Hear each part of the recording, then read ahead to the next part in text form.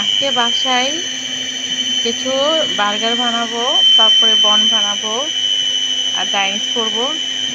তো আমি এখানে কিন্তু পরিমাণ মতো ডিম, দুধ, আবার ইস্ট, লবণ, চিনি, সয়াবিন তেল দিয়ে ভালো করে আমি একটা ব্লেন্ডের সাহায্যে এটাকে ভালো করে মিক্স করে নিচ্ছি, কারণ এটা ছাড়া কিন্তু আপনাদের এই বন রুটি যে বানান না কেন পাউরুটি পারফেক্ট হবে না। তাই আমি এটা দিয়ে ভালো করে মিক্স করে নিচ্ছি।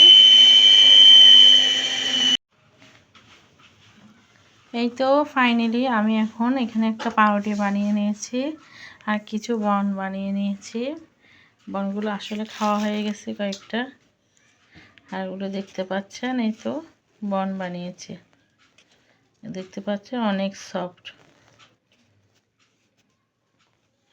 তারপরে পাউরুটিগুলো দেখতে পাচ্ছেন আমি এখানে স্যালাইজ করে নিয়েছি। আপনাদেরকে একটা দেখাই পাউরুটিগুলো কেমন হচ্ছে।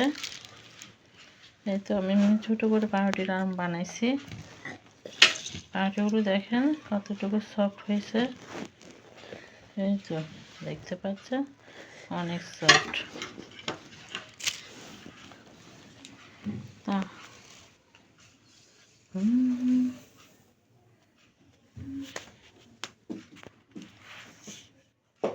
আজকে আমার ভিডিওটা ভালো লাগলে তাহলে অবশ্যই লাইক, কমেন্ট এবং শেয়ার করে পাশে থাকবেন। সবাইকে জানাই আসসালামু আলাইকুম।